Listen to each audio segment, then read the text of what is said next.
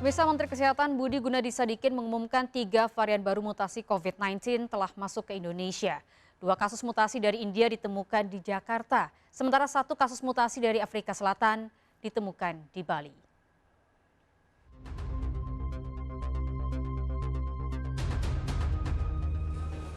Tiga mutasi varian baru COVID-19 dari India, Afrika Selatan, dan Inggris telah masuk ke Indonesia.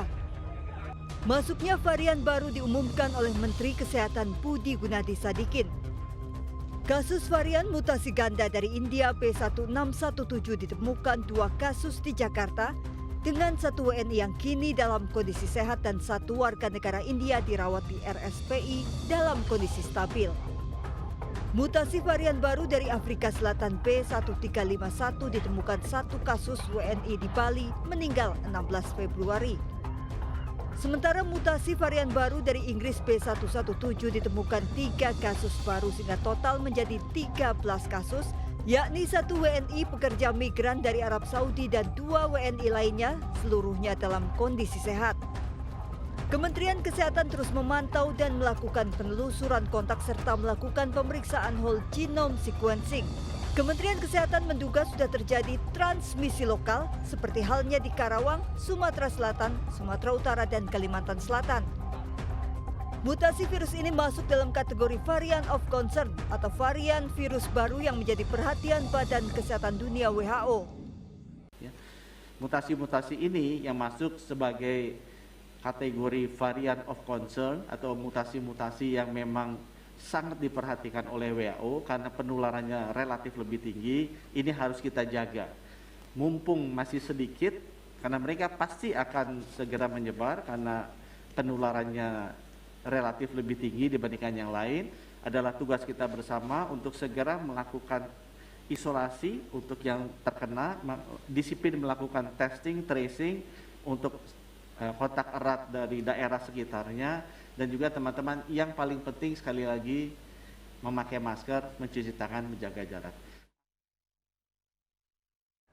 Pemirsa, Kementerian Kesehatan merilis data terkini terkait kasus COVID-19 dari pelaku perjalanan asal India dari periode 28 Desember 2020 hingga 25 April 2021 diperoleh 59 kasus positif COVID-19. 49 diantaranya warga India dan 10 orang warga negara Indonesia. Kita bergabung bersama Direktur Pencegahan dan Pengendalian Penyakit Menular Vektor dan Zoonotik Kemenkes, Dr. Siti Nadia Tarmizi. Assalamualaikum Ibu Dr. Siti Nadia Tarmizi. Waalaikumsalam, Mbak Nedi. Baik, Bu Dr. Siti Nadia, ini dari puluhan kasus itu apakah sudah diambil spesimen, Bu, untuk mengetahui adakah potensi varian baru virus corona? Iya, jadi kita tahu bahwa untuk mengetahui adanya varian atau mutasi ini, kita melakukan secara acak ya pemeriksaan whole genome sequencing.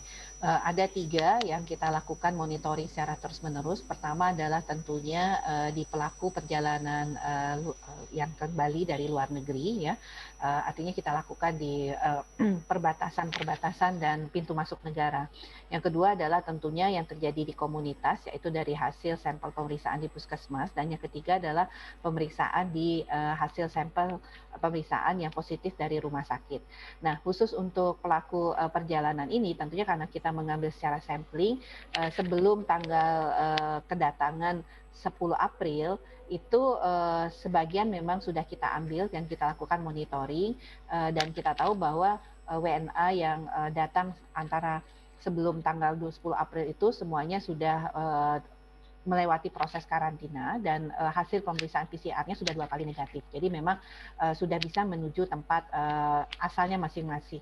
Nah, sementara untuk WNA yang datang dari India maupun WNI yang kembali ke Indonesia dari India, ini sebagian masih ada yang melakukan isolasi ataupun karantina.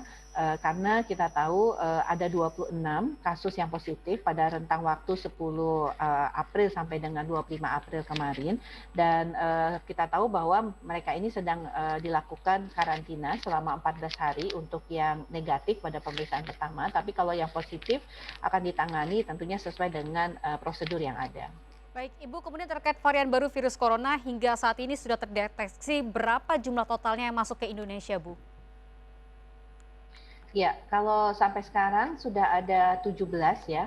Kita tahu 13 itu 13 itu adalah B117 ya. Kemudian kita punya satu lagi itu adalah B1351 dan kita punya satu lagi B1617 itu sebanyak 2 kasus. Mohon maaf, jadi total ini adalah 16 kasus. Baik, kemudian bagaimana dengan mutasi virus yang terbaru Bu, yakni virus N439 yang terdeteksi di 30 negara dan disebut-sebut lebih pintar dari mutasi virus sebelumnya. Karena ini menurunkan tingkat efektivitas kemanjuran atau efikasi dari vaksin. Apakah benar adanya Bu?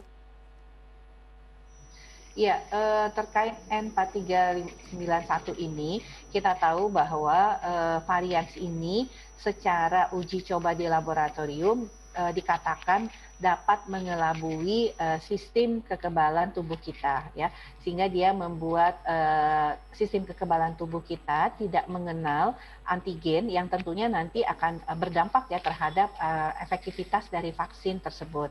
Nah, di Indonesia sendiri N439 ini belum ditemukan ya sampai saat ini, dan tentunya kita tetap terus ya memantau terjadinya hal ini. Tetapi WHO sendiri masih menggolongkan bahwa mutasi ini mutasi yang belum mendapatkan status untuk perlu diwaspadai, tetapi perlu menjadi perhatian dikarenakan tadi secara laboratorium dikatakan dia bisa mengelabui vaksin dengan membuat kamuflase terhadap antigen tadi, sehingga vaksin tadi menjadi tidak mengenal dan kemudian tidak membentuk antibodi yang akhirnya tentunya menurunkan efektivitas dari vaksin tersebut.